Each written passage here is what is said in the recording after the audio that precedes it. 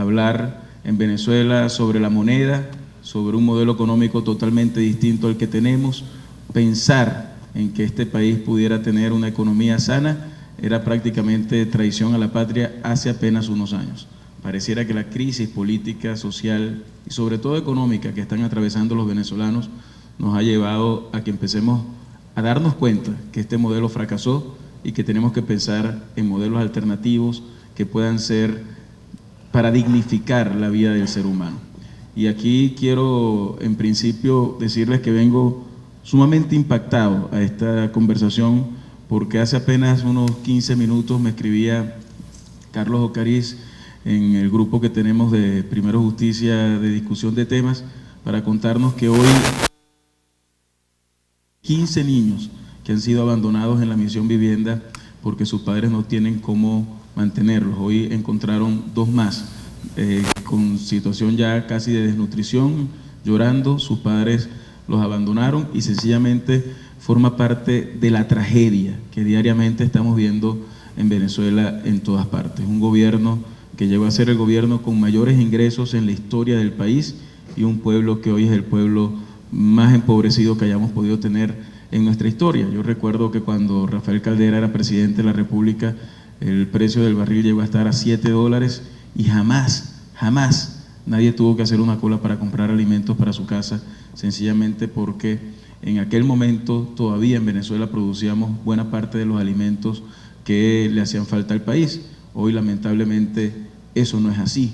Y entonces entramos a una discusión que para mí es profundamente importante y es la discusión de poder concientizar a un país sobre un modelo económico distinto en el cual la renta no es lo que garantiza el nivel de ingresos, sino la capacidad de producir, de trabajar y de empoderar al ciudadano para que pueda tener una vida mejor. Un país de propietarios, un país donde la gente sea dueño de su propio espacio, un país donde aquel que vive en una casa no sea una casa que le es prestada por un gobierno, sino que es dueño de esa propia vivienda y que esa vivienda puedan heredar sus hijos y que eso pueda generar una expectativa de progreso que hasta hoy lamentablemente no hemos visto en muchos venezolanos. Y cuando hablamos de la propiedad, lo hablaba hace algunos días con José Luis, el dinero yo creo que forma parte de los temas de propiedad más importantes, que la gente sienta que cuando trabaja, el sueldo y el salario que recibe es un salario digno que le permite cubrir las necesidades básicas de su familia, y no como ocurre hoy en día, que cuando se trabaja por un sueldo mínimo, esa figura terrible del salario mínimo, pues resulta que necesitas unos 10 o 15 sueldos para poder cubrir las necesidades básicas de una familia. Y eso que está pasando en Venezuela no es otra cosa que el producto de un modelo que no solamente raya en el populismo, y que yo quisiera decir que no forma parte simplemente del gobierno de la Revolución Bolivariana, sino que tiene mucho que ver con esquemas anteriores que también hemos repetido, lo que pasa que nunca tan mal repetidos como el actual, que ha hecho que en Venezuela el populismo sea uno de los temas que más daño nos ha hecho a nosotros como país. Yo soy de los que creo que hay que abrir ese debate, y cuando en la campaña electoral nuestro tema principal era el tema de los ingresos de los venezolanos, discutimos mucho sobre qué proponer en Venezuela, cómo proponer en Venezuela algo que para la gente común y corriente, el más humilde, el que trabaja en la construcción, el que es buhonero, el que trabaja sencillamente de taxista, entendiera perfectamente qué significa dignificar el salario y aumentar el poder adquisitivo de los venezolanos. Y allí hubo planteamientos de todo tipo. Hay un planteamiento muy economicista que habla de la indexación del salario. Nuestro candidato presidencial en el año 2012 lo planteó como oferta electoral.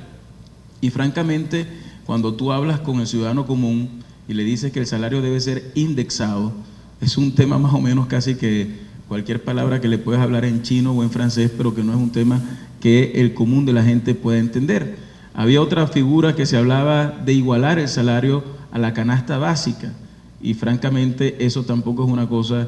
que la gente pueda comprender perfectamente. Pero este gobierno, dentro de toda su retórica, ha cometido, yo diría, que 2 errores desde su perspectiva.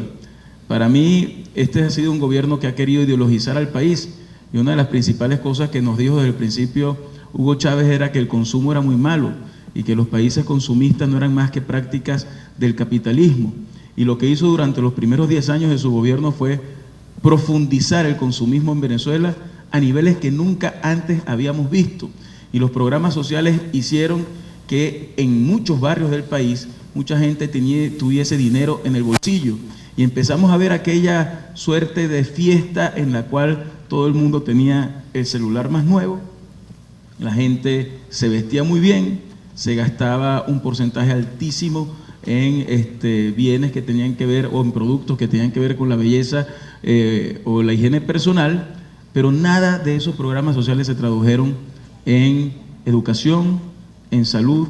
ni en capacidad para que la gente pudiera progresar. 10 años después, todo ese dinero que se puede decir se rayó en el país, terminó en manos, en sal y agua, y la gente terminó en manos de la pobreza igualita como estaba antes. Pero el segundo elemento que yo me he dado cuenta en la calle y en los barrios cuando hablo con la gente, que el venezolano aprendió a entender, lo aprendió a manejar y lo aprendió a utilizar como nunca antes en la historia, fue el tema del dólar. Y tuvimos 10 años, ya tenemos 17 años hablándonos a nosotros, el gobierno, de que el dólar es una especie del diablo, del mecanismo, del imperialismo para subyugar a los pueblos, y resulta que con el control cambiario hicieron que todos los venezolanos entendieran perfectamente la distorsión que había entre el precio oficial, el precio real del dólar, y que las tarjetas de crédito sirvieran